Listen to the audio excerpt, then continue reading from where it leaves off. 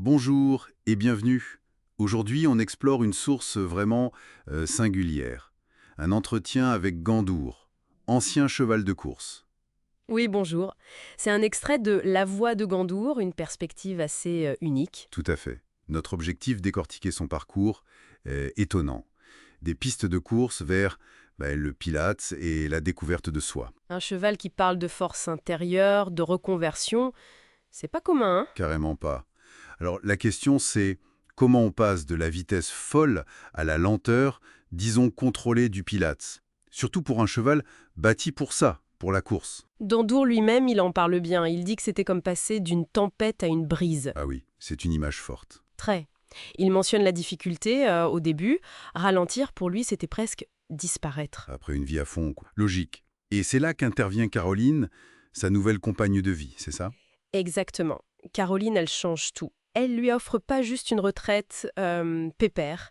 Non, c'est un nouveau départ. Un nouveau départ, c'est-à-dire? Elle lui donne du temps, de la douceur, un respect profond.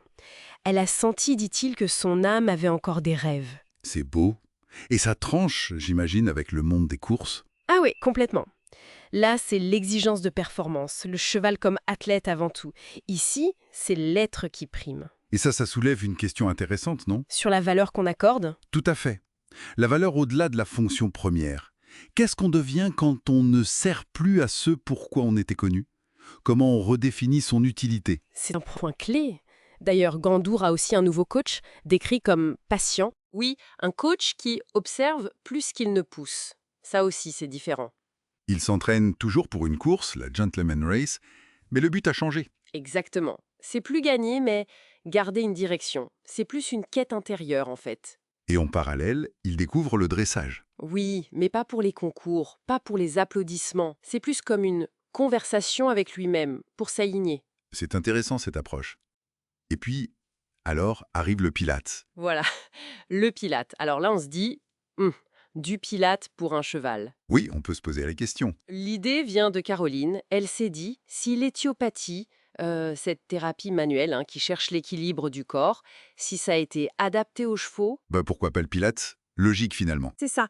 Et Gandour a compris, il dit que le pilates, c'est le langage du centre. Il avait besoin de retrouver ce centre, son équilibre profond. Son centre après des années d'efforts vers l'extérieur, vers la ligne d'arrivée. Exactement, c'est une réorientation complète. Et concrètement, une séance, ça ressemble à quoi alors? Alors, ça commence tout doux.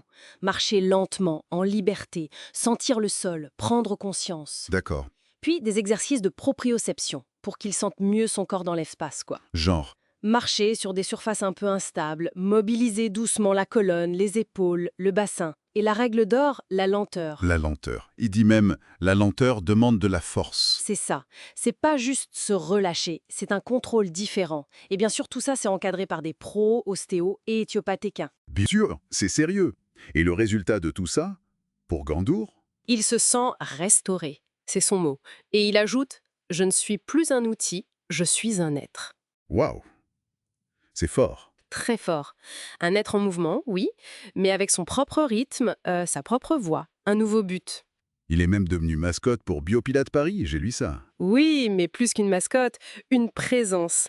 Apparemment, son souffle calme, ça apaise les gens anxieux autour de lui. Incroyable. C'est une belle image de la force tranquille, non? Tout à fait. L'impact qu'on peut avoir juste en étant posé, centré, pas forcément dans l'action frénétique. Et c'est là, je trouve, que son message devient universel. Ah ouais. Bah oui, quand il dit « on peut quitter la lumière sans perdre sa lumière, on peut ralentir et rester fort », ça parle à tout le monde, ça. Effectivement, on peut se réinventer à tout âge, sur tout chemin. C'est un message d'espoir, en fait. Carrément. Et il conclut qu'il n'a jamais été aussi fort que depuis qu'il bouge avec intention.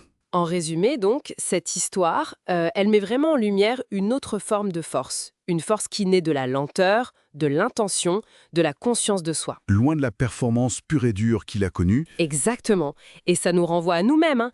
Est-ce que la vraie force, c'est toujours le plus vite, plus haut, plus fort? où est-ce qu'elle peut émerger quand on change de rythme, quand on redéfinit notre but? Voilà. Comment redéfinir notre propre utilité, notre propre valeur peut ouvrir des potentiels insoupçonnés. Alors, qu'est-ce qu'on garde de tout ça? Gandour parle de bouger avec intention. C'est une belle formule. Très belle. Une petite pensée peut-être pour la réflexion d'Oran. Au-delà du physique, dans quel domaine de nos vies on pourrait appliquer ce principe? Bonne question. Où est-ce que ralentir, consciemment, pourrait nous réveiller une force ou une clarté nouvelle? Une clarté qu'on ne voit pas quand on court tout le temps, peut-être. C'est une piste intéressante. À méditer.